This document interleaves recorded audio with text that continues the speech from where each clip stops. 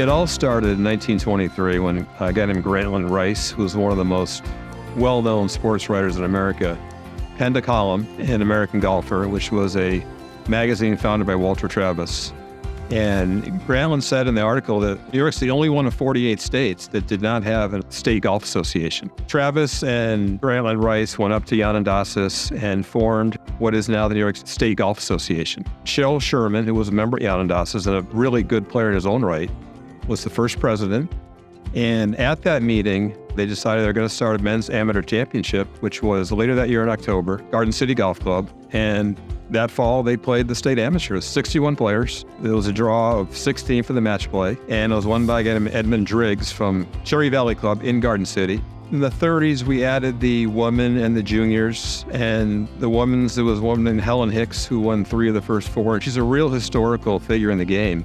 And then the juniors started also in the 30s. Tommy Goodwin won it in 1932 and also won the men's state amateur that year. 2009 is also what I think of the junior. Skiddy was when Jarek Merkelov shot 61 the last round to win, which was just an unbelievable score. The history is really amazing, and I have learned more and more as I've been part of the executive committee and those Hall of Fame dinners. You really kind of get more of a sense of the history overall of the New York State Golf Association. It's tremendous to be able to learn about that, see those names on the trophy like Thaddeus Pepper and, Jean Bartholomew, Maura Dunn, Danielle Downey from the women's side, who all went on to play professional golf. On the men's side, Jeff Sluman and Joey Sindelar. So I think we just have such a rich history of great players that have come from New York State. I think history is important in amateur golf through the USGA or through state golf associations.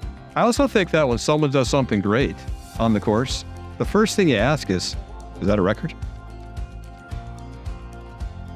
For 85 years, the volunteers did the bulk of all the work that we do here. We didn't have employees. Even the executive director was a volunteer. When I first went on the board, we had a half-time executive director in Tom Reedy, and then we went to a full-time staff. We went to Bill Moore being the very first full-time executive director. We now have grown to the point where we have about 7 full-time employees that are running the New York State Golf Association. We have regional managers for the Buffalo region, the Syracuse region, and the Capital District region.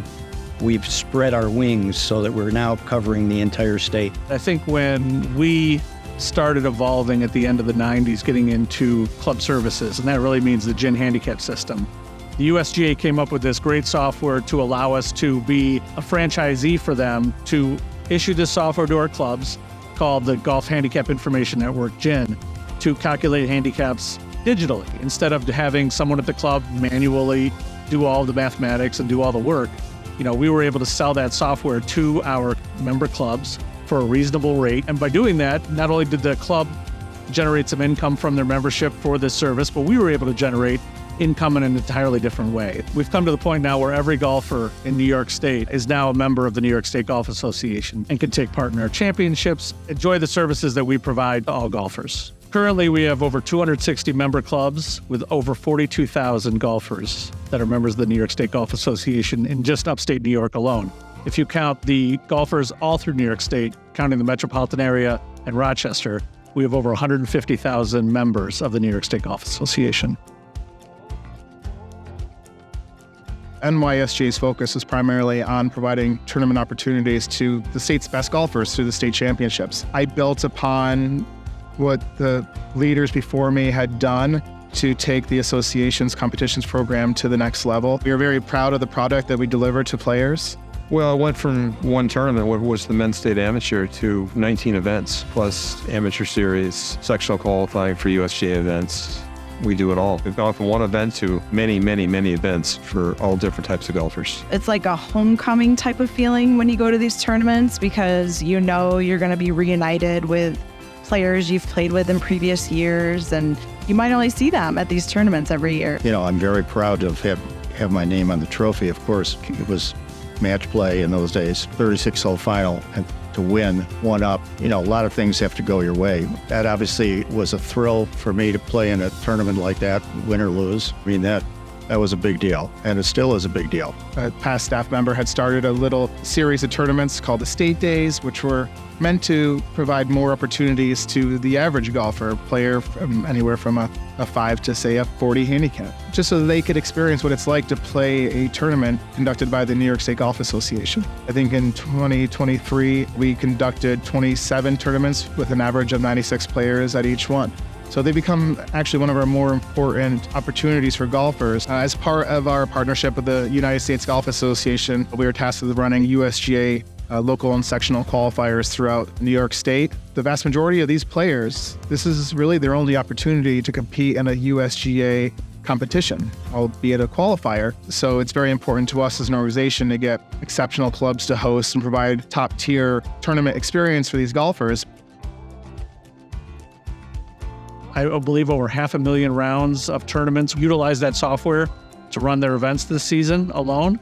So it's pretty amazing how close of a relationship we have with our member clubs now versus 25, 30, 40 years ago.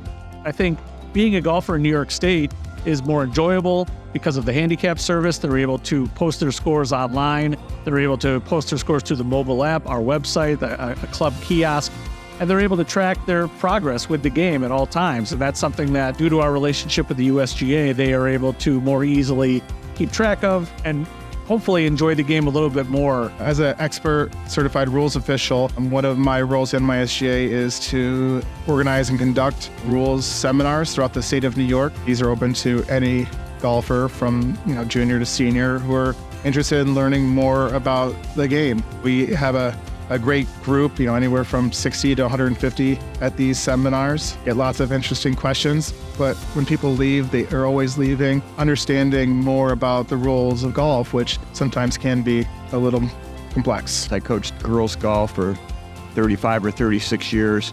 Then I had an opportunity to coach the boys for 20 years. Being able to go to those seminars and learn the rules and etiquette and then be able to pass it on to my players and the other coaches in the league to make sure that the events were run in a professional manner was really important.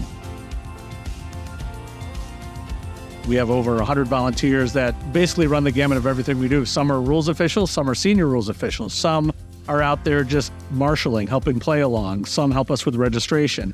We have 15 or 20 core volunteers that help us do our course ratings and are calibrated and trained to do just that work. So our volunteers, while they have a different role, have been vital. Having a volunteer base as strong as ours has allowed us to do just simply more than we could do otherwise.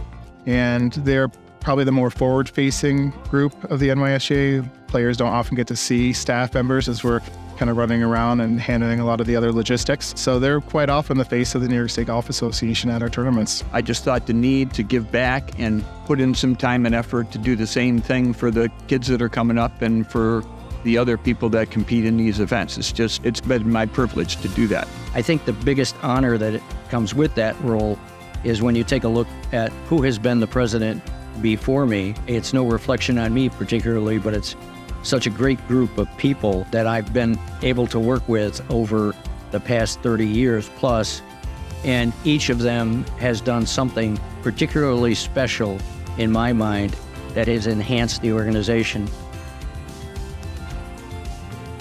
We have a number of youngsters that are off to college, and I think the total at the moment that we're spending is between $30,000 and $40,000 a year in awards. But the foundation's allowing us to support our member clubs by providing scholarships to their employees. And beyond that, we're also providing an access for junior golfers to be able to first learn the game and then access green grass facilities through a program called Youth on Course, which provides access to golf courses for participating members of just $5. We're trying to raise more money in our foundation, and we would like to grow that scholarship fund so that we can put more youngsters on scholarship that are affiliated with our various clubs. So the New York State Golf Association, in partnership with the USGA, provides internship opportunities for recent college graduates. This is the PJ Boatwright Junior Internship Program. Essentially, every full-time staff member working with the association started as interns. The internship program here is one of the more important things the USGA has done for us and state and regional golf associations throughout the country. As we've continued to grow, we've realized that it's important for us to invest in local and regional golf associations. That is something we've made significant strides in over the last 5 to 7 years, but also something that I think is going to be an important point of growth for us in the next 5 to 10 years as well. We need to get people to volunteer more. We need more volunteers across the entire state so that we can do a better job at providing quality tournaments across the state. In the future, I would love to see just more participation in women's events. I feel like that's an area we could really improve upon. I think what the 100th anniversary means to me is it's a way to look back and plan to move forward. By looking at our past and the great players and the great volunteers that we've had, gives us hope that in the future there are so many more great moments to be a part of. And we can't wait to give them that opportunity to be the story for the next 100 years.